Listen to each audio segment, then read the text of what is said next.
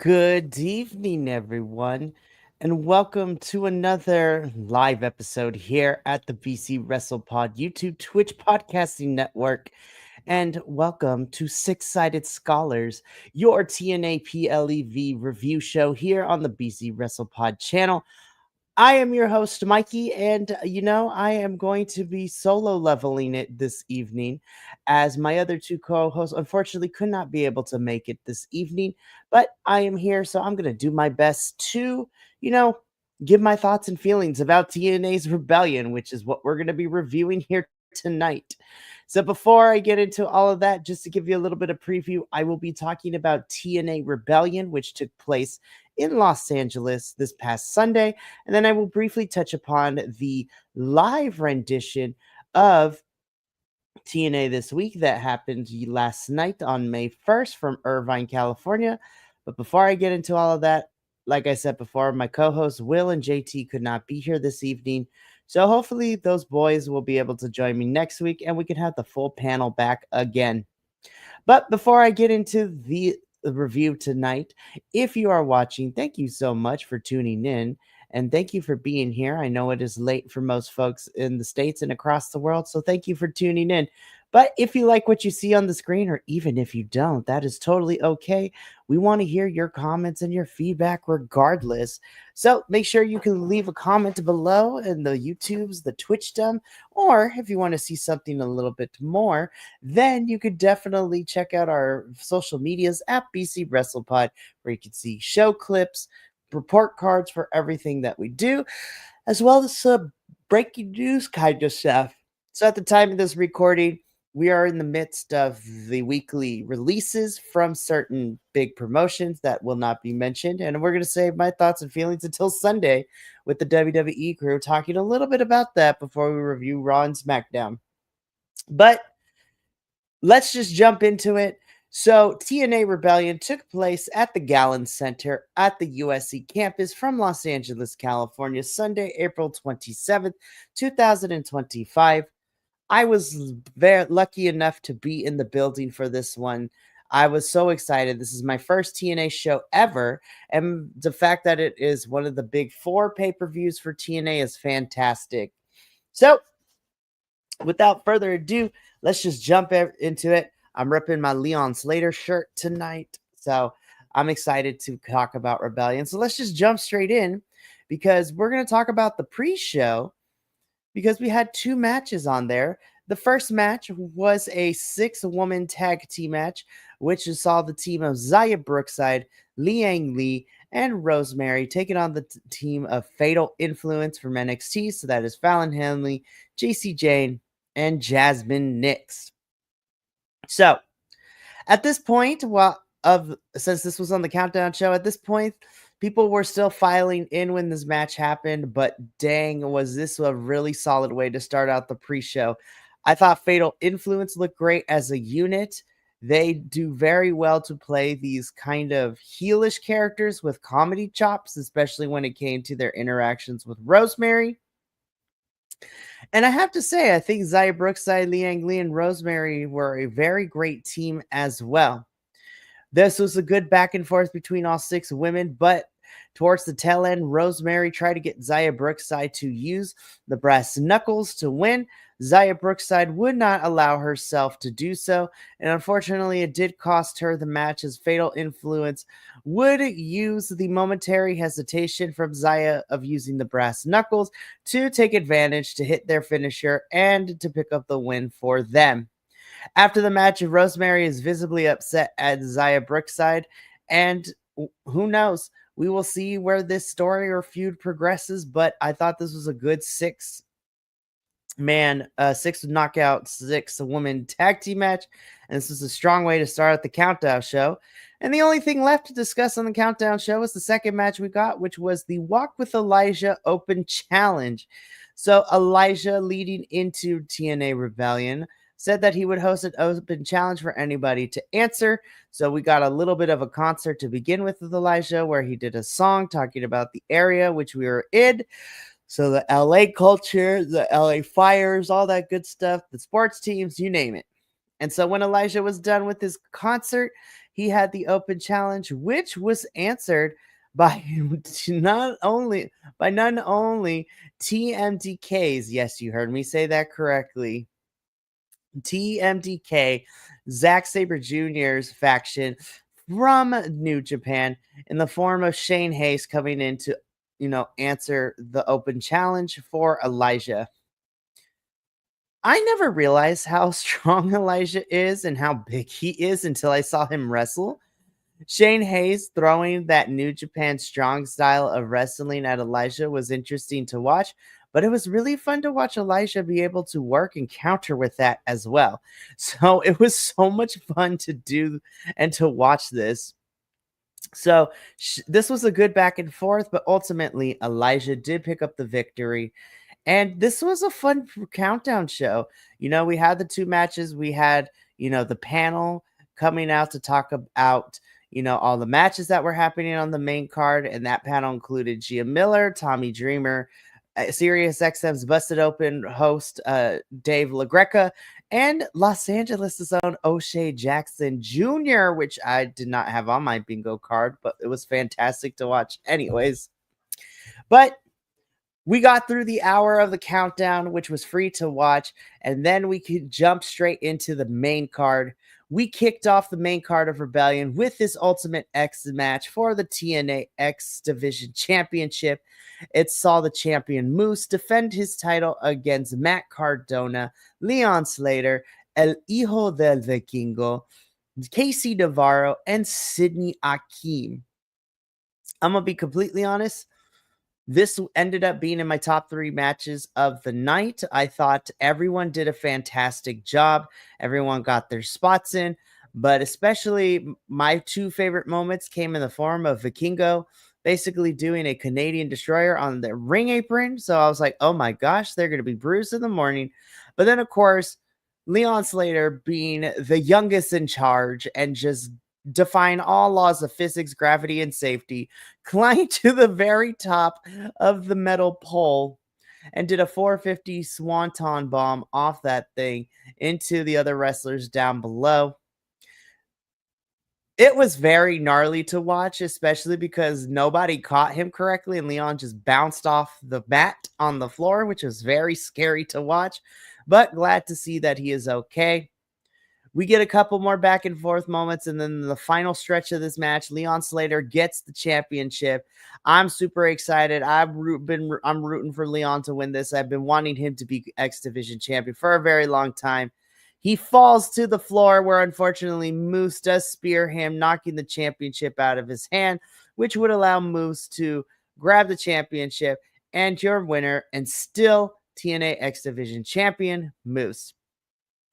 I was mad. Moose being the champion is fine. It's whatever. But I kind of wish that we did something a little more creative with the ending. But I still thought this was a really phenomenal way to start the show. And this ended up in my top 3 matches. So from here, we move on to our second match of the main card, which is a fatal 4-way for the TNA Knockouts World Tag Team Championships. So this saw our champions, Ash and Heather by Elegance, being accompanied by their personal concierge, George Iceman. And they were taking on the NXT's Meta-4, which is Lash Legend and Jakara Jackson, TNA's Spitfire, the former champions, and NXT's Chemical X, which is Gigi Dolan and Tatum Paxley. I also really like this match. I think this was a good showcase for all 4 teams, especially for Gigi, Tatum, and Jakara and Lash, because it showed their teamwork. Spitfire also showing great teamwork. But of course, we could not have a Heather and Ash by Elegance championship match without some shenanigans. As we get dueling Tower of Doom spots, we have Maggie Lee, our recently new assigned knockout to TNA, come out and help Ash from falling in that Tower of Doom spot, which would allow her to hit her finisher. And the House of Elegance retains their Knockouts Tag Team Championships. Ultimately, this was a really fun match. the House of Elegance getting booed in Los Angeles was a lot of fun to watch. I have a soft spot for Ash because, as anybody who has been following this channel knows, we got a chance to interview her last year, and her outside of her character, she is a sweet person, love her, and it was so much fun. So they can never make me hate you, Ash. But ultimately, I thought this was a good match. I do feel it was a bit on the short side, though. I wanted it to go on for maybe like a couple more extra minutes. But even with that small nitpick, I thought all four teams did really great. All 8 women in here were fantastic. And this was just fun. This was a fun match to, watch. So after this match, we get into match number 3 of the main card, where this was also another fun one. This was a 6-man tag team match where we saw the Rascals teaming up with Ace Austin with WWE Hall of Famer Sean Waltman, aka X-Pac, to take on the system of Brian Myers, Eddie Edwards. And due to traveling issues, JDC would not be able to be here in attendance. So Moose had to pull double duty. So this was Moose, Eddie Edwards, and Brian Myers being accompanied by Alicia Edwards for this match. I thought this was a really good high speed match, fast pace. Of course, the Rascals and Ace Austin only work on one speed, and that is 100 or nothing. But it was really fun to watch the system also counteract that speediness and the aerial, offense of the Rascals and Ace Austin. I also love that Alicia Edwards was not afraid to get in here. She took an X Factor from Sean Waltman. Ultimately, the system tried their shenanigans, but it would not be enough, and the Rascals and Ace Austin end up picking up the victory for their team here. And this was a phenomenal, fun match. It was really cool. Los Angeles was very receptive of Sean Waltman. The Rascals and Ace Austin celebrating afterwards was great. Of course, the triple Bronco Busters into the corners was fantastic. This was just a fun match. I will say, I feel like this felt more of like a match you would see on TNA Weekly Show instead of a pay-per-view, but this was a fun way, and this was a good match to get the crowd still invested and get going. So at this point, we were 3 matches into the main card, and everything was going good. Everything was grooving. We liked it. I still had some, minute picks with some matches, but it was it was very solid, and we were up on an upward trajectory. However, while the next few matches weren't bad, I will say that this is where we kind of got at the plateau, because there were some questionable decisions that were being made that kind of messed with the overall atmosphere and the flow of the card. And that kind of started with this match. So this was our TNA International Championship match. Steve Macklin, having just won the championship the week before at Unbreakable, would defends his title against Eric Young, the friends of and forever now turned rivals. ? Still don't know how much Steve Macklin hates Eric Young, but how do I put this nicely? The match itself, it was fine. I didn't think it was bad, but it was really short. This didn't go more than 7 minutes, and I was kind of surprised. And unfortunately, I think because of how short it was, it didn't allow Macklin or Eric Young to get much of anything in. And I honestly felt that this match was here on Rebellion just to set up what was going to happen after the match, which is unfortunate, because I feel that stories, while important in wrestling, should never come at the cost of good in-ring. The in-ring was fine. I just wish I wish they actually got to fight a little bit longer, because this is only 7 minutes. And again, the match itself was just Steve Macklin does retain his international championship. And this match was only here to propel the Northern Armory of Eric Young and Sinner and Saint attacking Macklin after the match and then hanging him with a metal chain. So it was kind of a bummer. I like Macklin. I like Eric Young. I was kind of hyped to see this match, and I was a little underwhelmed for it. Again, I don't think this match was bad in any shape or form, but story should not come at the cost of having a good in-ring match, and this was just okay. And it's the same thing could be said for, well, I take that back. This sucked because then this was a weak point of the card, unfortunately. And because of what happened after the match with the Northern Armory attacking Eric Young, we knew that this feud was not going to continue. But then we kicked it up because then we had this Fall Count Anywhere match. This was my second match to enter the top 3, honestly. And I thought this was such a fun match. This was great. This was I've seen some people call this match a spot fest, and I feel that sometimes people forget that wrestling doesn't necessarily always has to be great technical stuff or in-ring things. Sometimes you can have a good gimmick match and a good spot fest, and this was a good spot fest.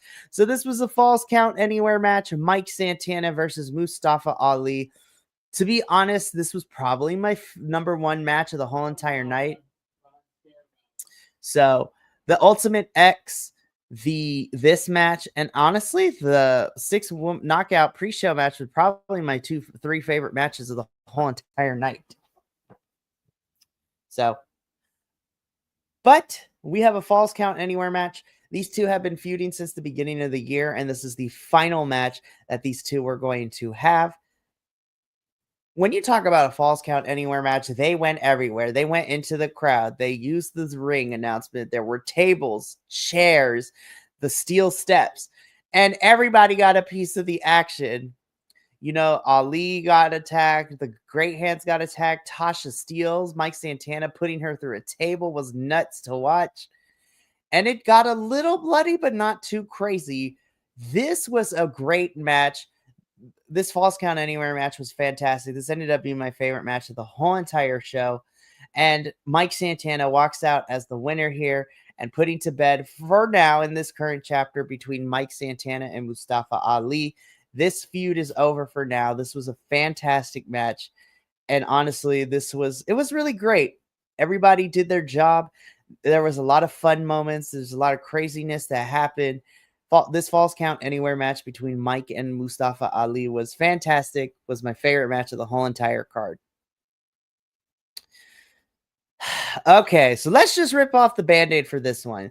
So from here on out, we get into what TNA touted as the triple main event. So these are 3 championship matches, and these were the final 3 matches of the card. The first one being for the TNA Knockouts World Championship between our champion Masha Slamovich and the challenger Tessa Blanchard. The positives of this match is that I love Masha and she did great. And that's as far as it goes because this crowd was not into this match because it's Tessa. Nobody in that arena felt that Tessa should be challenging for this championship. And it kind of showed in the match because Tessa got the majority of like 80% of the offense in this match. And for me personally, it sucks because Masha has been working for the last 3 years. She was in a tag team championship. She was a tag team champion with Killer Kelly. Then she was fighting for the Knockouts Championship. Finally got it after beating Jordan Grace on her 3rd try.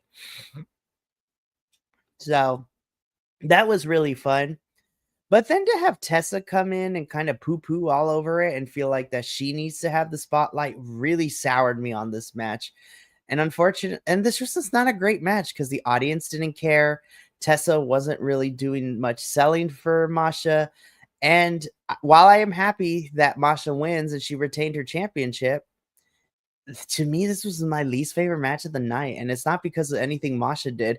It's because Tessa didn't sell for her. Tessa wasn't a good dance partner. And the match, unfortunately, was kind of boring. The crowd was not behind it. I wasn't behind it.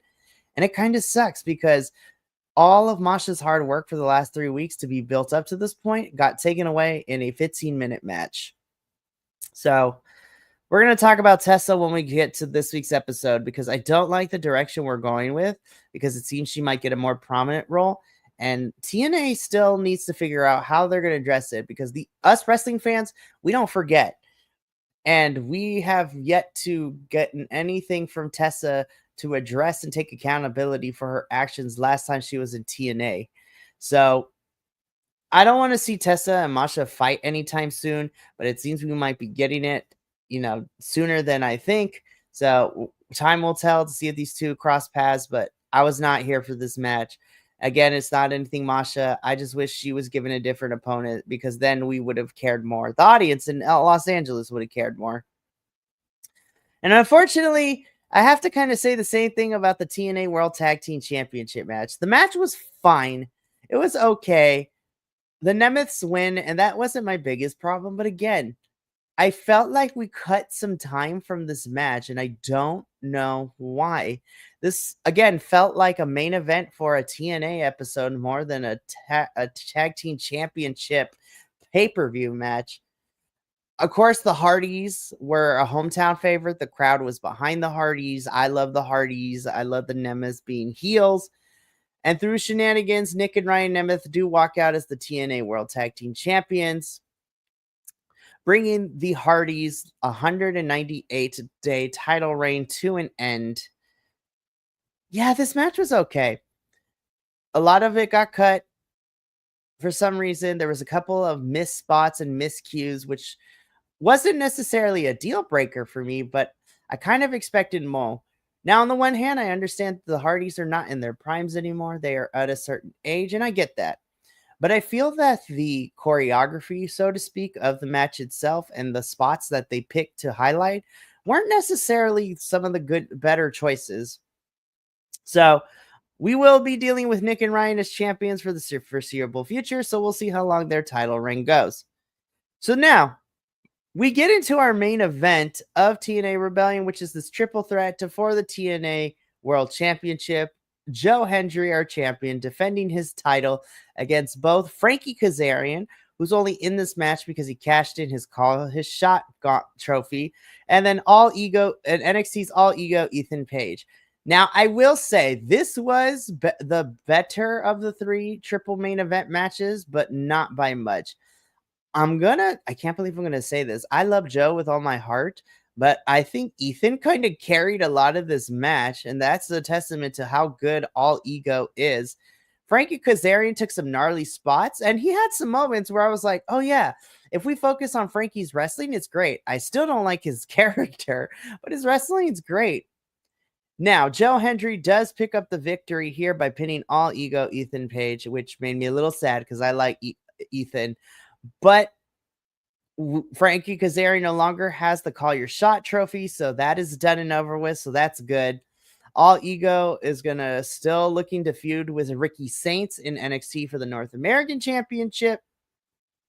But after the match is over, Joe Hendry is celebrating the win in the ring, and he gets attacked by NXT's Trick Williams. So Joe Hendry last week on NXT came to address some things. He has unfinished business with the NXT champion, Opa Femi, and Trick Williams did not like it, so he tried to get in Joe Hendry's face, which caused Opa and Joe Hendry to throw Trick Williams out the ring. So Trick Williams invaded Rebellion to end the show by attacking and knocking out Joe Hendry, and Trick Williams stand tall at the end of this. So my final thoughts on Rebellion. This was a very fun pay-per-view to be in.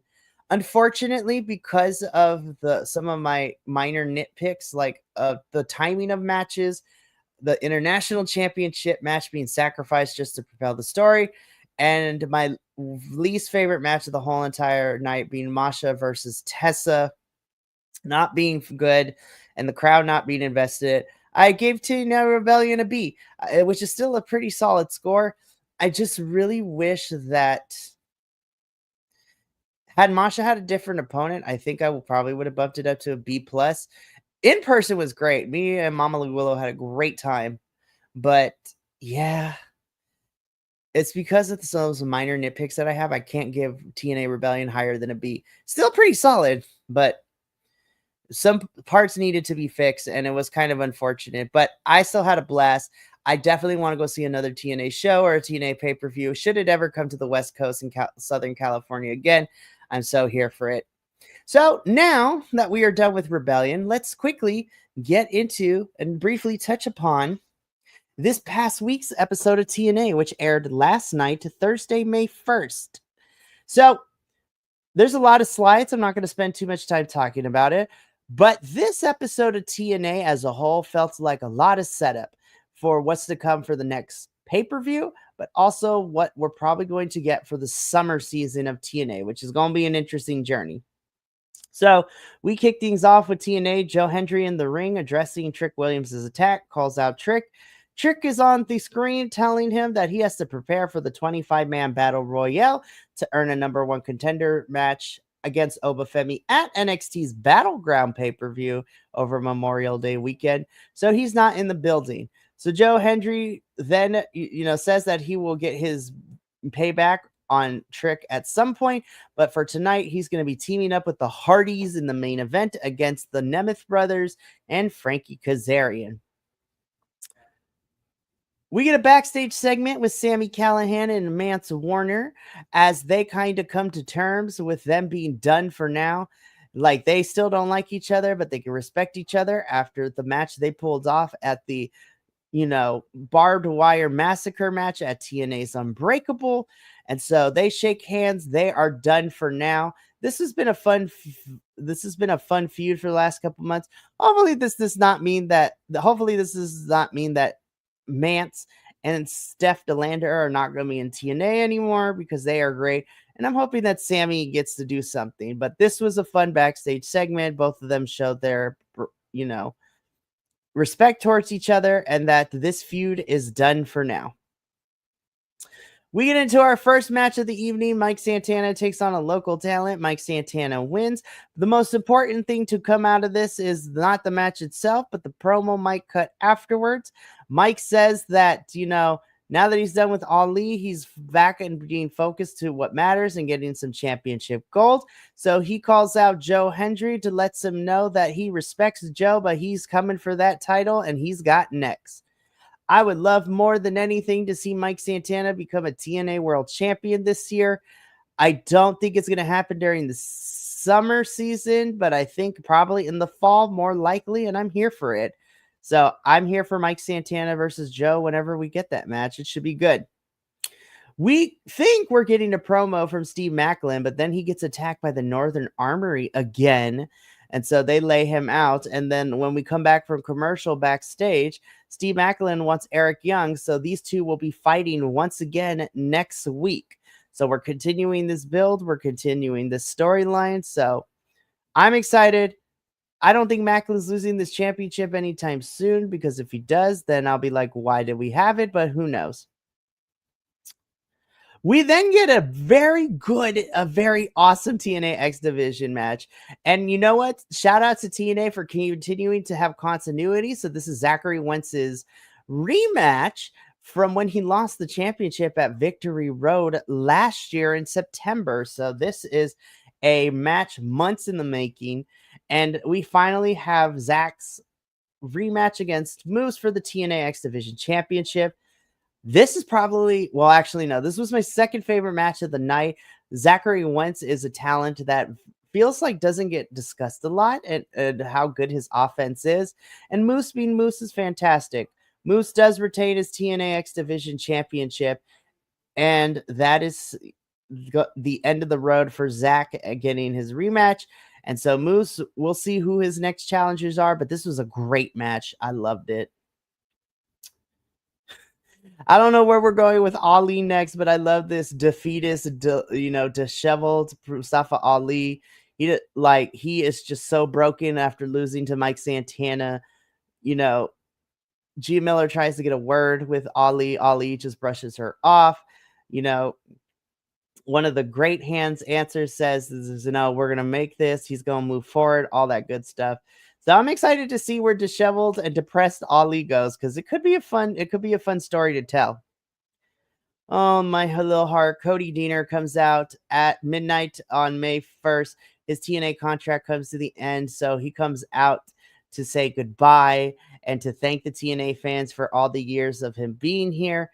But Santino Marella comes out and says that he loves Cody and wants to give him one more chance. So at TNA Under Siege, Santino says that if Cody Deaner can beat Eddie Edwards, then his contract will be renewed. But if Eddie Edwards beats Cody, then Cody will no longer be in TNA, and his contract is up, and he will become a free agent and no longer be with TNA. I'm a little torn about this because I love Cody Deaner, but I feel that maybe his time is up. I don't want to say that, but I think this is the end of Deaner in TNA. we really haven't done much with him since he split with Eric Young and that whole faction, which which is really sucks. But hey, who knows? Maybe Cody will stick around. I want to see more of Diener. I love him. I think this match is going to be a lot of fun. I hope they give this match time at Under Siege and not treat it as a joke match, because I think Diener is actually a pretty good wrestler, and we know Eddie Edwards can go as well. So we'll see what happens with this. But once that was announced, though, then we get interrupted by Robert Stone and Victoria Crawford. So NXT's Robert Stone makes an appearance, and I'm just like, okay, color me interested. And then when I saw Victoria Crawford, I was like, oh my gosh, no way. So for those of you who may not know, Victoria Crawford is formerly known as Alicia Fox from WWE. Victoria has gone through, some changes. She's bettered herself. She's still wrestling on the independent scene, and now she's here in TNA. So Robert Stone gets on the mic and says that Santino is being put under review for his management of director of authority in TNA. And so Robert Stone, for some odd reason, the higher ups in TNA and NXT have given the power to, make decisions, I guess. So Victoria gets a championship match, and at Under Siege for the TNA Knockouts Championship, it will be Masha Slamovich defending her title against Victoria Crawford. Am I excited about the match? Yes, because I think Masha and Victoria could probably do some great stuff. I just don't understand how come an NXT representative gets to make the decisions for TNA, but I digress. Robert Stone is kind of a booty hole here, and I'm kind of here for a heel Robert Stone. But I'm also questioning why Santino has to be like under, thing. So what I think is going to happen is somehow Santino's going to lose his job, but then he's going to come back and we're going to have a whole thing. And like, I can kind of see where the story plots are going. But again, this is the second match we have for Under Siege, which is Masha versus Victoria for the TNA Knockouts World Championship. And I'm here for it. We also get another fantastic match, Jody Threat versus Maggie Lee. This was a match to showcase Maggie Lee as a new addition to the Knockouts division here in TNA. And of course, Jody Threat being Jody Threat, just running around, throwing people is great. Jody Threat does win. And you know what? Spitfire continues to build themselves back up after losing at Rebellion. Maggie Lee gets yelled at by the House of Elegance and the Concierge, but Maggie Lee is about to receive an Elegance makeover. So we shall see what she looks like underneath that brand. But this was a phenomenal match. And this was the only Knockouts match, though. That was my only big problem. This is the only Knockouts match we had this episode. So hopefully we get to see more next week. And, we'll see what happens. My heart, I was so happy. The announcement was made live during TNA Rebellion that Indy Hartwell has signed with TNA. Gia Miller calls her out on the stage near the ramp and interviews Indy, where Indy says that she's here for business. She's not here to be taken lightly. She wants to win. She wants to wrestle. And she has crossed the line into TNA. So I'm excited to see Indy. I feel like she didn't get a fair shake in her when she got called up to main roster from NXT. And so here, hopefully, I would love to see Indy do what Trinity/Naomi did after Naomi left the company and just reinvent herself, go on a run, have a great time. And you know what? If she wants to make TNA her permanent home, cool. But if she's here for a little bit, that's fine with me as well. I just want Indy to be in a place where she feels appreciated, loved, and is able to do what she wants to do, which is to wrestle. So, Indy, welcome to TNA. I'm happy to have you as an addition to the Knockouts division here in TNA. And I look forward to see what you bring to the show and to the division as well. This was my match of the night. I know I'm biased. Literally, I'm repping Leon Slater's shirt during this review as we speak. But I have to give kudos to Casey Navarro, too, because he is also fantastic as well. We get Leon Slater versus Casey Navarro. This was a high-speed, high-flying match between these two. This was what X Division was built on. This was fantastic. Counters, flying off things. Leon Slater does pick up the victory here. and I could not be happier. This hopefully gives Leon some momentum to go after moves to re-challenge for that X Division championship down the line, and I want to see Leon become champion. I think he deserves it. I think he's paid his dues the last 2 years he's been here, so let's do it. Put the belt on Leon. I'm here for that agenda. Masha cuts a quick promo where she's tired of everyone sticking their nose in her business, but she has no problem defending the TNA Knockouts Championship. So she welcomes Victoria's challenge, and she is going to prove why she is the best women's wrestler in TNA. And I have no notes. I agree with my babe. Love you, Masha. You're fantastic. We get into the main event, which is Frankie Kazarian teaming up with our new tag team champions, the Nemeth brothers, taking on Joe Hendry and former tag team champions, the Hardys. This was a fun main event, and the Hardys and Joe would end up getting the momentum towards the end, but unfortunately, Big Willie Trick Williams comes out, taking out Joe Hendry, which lets Frankie and the Nemeths capitalize to pick up the victory here. So once again, for the second time in the same week, Trick Williams is standing tall over Joe Hendry, and we would get the announcement via social media that at Under Siege, Joe Hendry will be teaming up with his friend Elijah to take on Frankie Kazarian and NXT's Trick Williams. So I'm kind of excited to see Trick here in TNA. I think this is fun, and I think this is going to be a fun filler feud for Joe until we figure out who his next challenger is for the championship. So this should be a pretty fun match, I'm not going to lie. But that brings me to the end of the TNA episode review, and that does bring me to the end of Six-Sided Scholars. A bit of a short review tonight due to the fact that I am by myself, but thank you to everyone who tuned in for this one. There's a bunch of people watching, and I appreciate you staying up this late to, let me watch you cover Rebellion and TNA with you. So next week we'll be back, hopefully with the full panel for another exciting TNA episode. But before I sign off for the evening, to kind of let you know what the rest of this week looks like, we got one more thing happening this week, and that is on Sunday. The Dual Dynasty crew will be here to review Raw and SmackDown, as well as make our predictions for WWE Backlash. So make sure to tune in Sunday at 11:30 a.m. Pacific, 2:30 p.m. Eastern for all that good stuff.